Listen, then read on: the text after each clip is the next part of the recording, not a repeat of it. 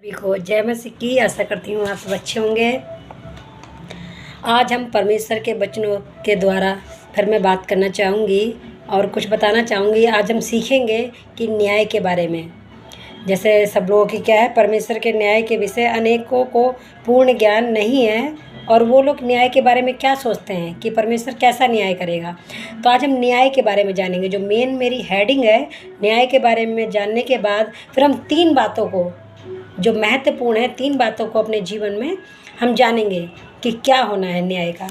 तो पहला है कि न्याय के बारे में आइए हम चलते हैं। अगर आपके पास बाइबल है तो बाइबल में आप देख सकते हैं। सबसे बड़ी महत्वपूर्ण बात हमारे जीवन में यह है कि आप बाइबल को ज़रूर उठा कर देखें कि बाइबल के आयत ये है भी वचन या नहीं है।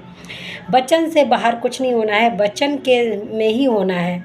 तो आइए, अगर आपके पास बाइबल है तो मैं कम बातों को बताकर जल्दी समाप्त करूंगी और बाइबल है कुछ आपको आयत के अनुसार वचन को भी बताऊंगी ताकि आप लिख लें और उसको अच्छे से पढ़ें और परमेश्वर आपको ज़रूर प्रकाशन देगा। क्योंकि परमेश्वर कहता है, तू मुझसे प्रार्थना कर, मैं तेरी सुनकर तुझे बड़ी बड़ी और कठिन बातें बताऊंगा जिसे तू अभी नहीं समझती, जिसे हम नहीं समझते हैं। और परमेश्वर अपने भेदों और प्रकाशनों को प्रकट करता है। तो आइए हम चलते हैं, न्याय के बारे में जानेंगे कि परमेश्वर के न्याय के विषय अनेकों को पूर्ण ज्ञान नहीं है।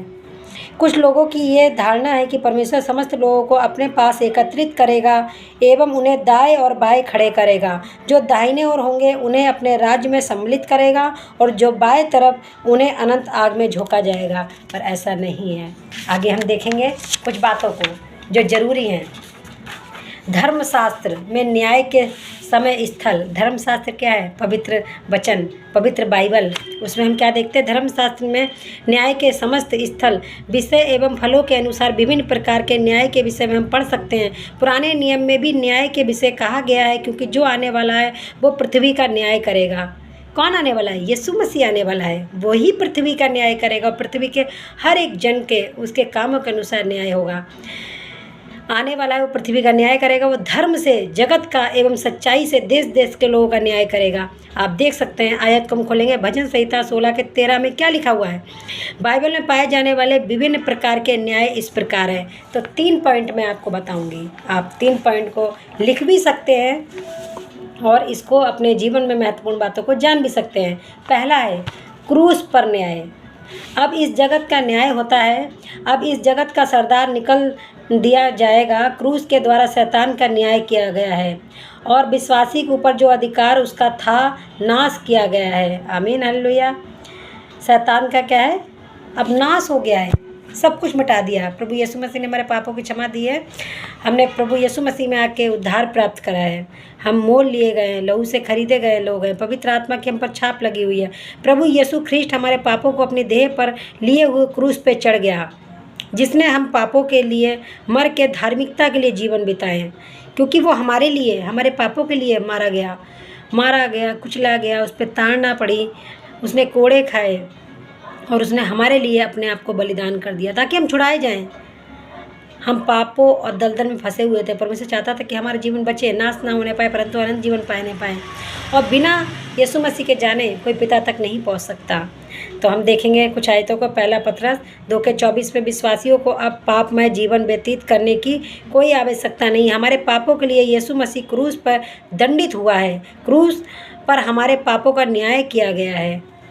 आमीन, हालेलुया। तो दूसरा हम देखेंगे विश्वासियों के प्रतिदिन के जीवन में न्याय का कार्य। दूसरी हेडिंग है विश्वासियों के प्रतिदिन के जीवन में न्याय का कार्य। पहला कुरिन्थियों 11 के 31 और 32 में आप देख सकते हैं आयत को। यदि हम अपने पापों को जांचते तो दंड नहीं पाते। लगातार विश्वासी के जीवन में न्याय होना चाहिए, अन्यथा वो अनुग्रह में बढ़ने नहीं पाएगा। तीसरा हम देखेंगे विश्वासियों का भावी न्याय। पहला कुरिन्थियों 3 के 8 और 16 तक हम वचन पढ़ेंगे। पहला कुरिन्थियों 4 के 5 में क्या लिखा है? कलीसिया के हवा में उठा लिए जाने के बाद विश्वासियों का न्याय होगा। प्रभु यीशु ख्रिस्ट हमारा न्याय करेगा। उसके बाद हम देखेंगे दूसरा तीमुथियुस 4 के 1 के 2 तक। फिर प्रेरितों के काम 10 के 42 में क्या लिखा है? विश्वासियों का न्याय दंड के लिए नहीं, क्योंकि जो प्रभु यीशु में हैं उन पर दंड की आज्ञा नहीं है। अब हम पर क्या है? दंड की आज्ञा नहीं है। रोमियो 8:9 में हमारे पापों का सारा दंड प्रभु के ऊपर क्रूस पर पड़ा। ये न्याय प्रतिफल के लिए है। उद्धार परमेश्वर का दान है, प्रतिफल दान नहीं है। आमीन, हालेलुया। तो प्रभु आप सभी को बहुत आशीष दें। परमेश्वर वचनों को बता रहे हैं, सिखा रहे हैं, प्रकाशनों वेदों को बता रहे हैं। मैं सारी महिमा प्रभु को देती हूँ। प्रभु आप सभी को बहुत आशीष देने पाएँ। आप इस वीडियो को शुरू से अंत तक ज़रूर देखें, तभी आपको ये समझ में आएगा। तो प्रभु आपको ब्लेस करें। आप हमारे चैनल को सब्सक्राइब कर सकते हैं। आगे किसी को शेयर करिए ताकि किसी का जीवन बचने पाए। प्रार्थना है, अगर आप उस प्रार्थना से प्रभु आपको चंगाई दे रहे हैं, छुटकारा दे रहे हैं, तो आप दूसरे तक शेयर करें ताकि लोग चंगाई को प्राप्त करने पाएँ, लोग उद्धार प्राप्त करने पाएँ, लोगों का जीवन बचने पाए।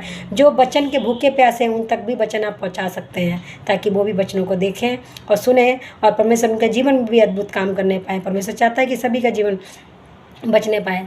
तो जैसे परमेश्वर वचन कहता है कि अंत के दिनों में अपनी आत्मा सब पर उड़े लूँगा, मेरा बेटे बेटी नवोत करेंगे, पुरानी दर्शन देखेंगे। तो ऐसा ही होने जा रहा है। तो सभी को जय मसीह की। God bless you.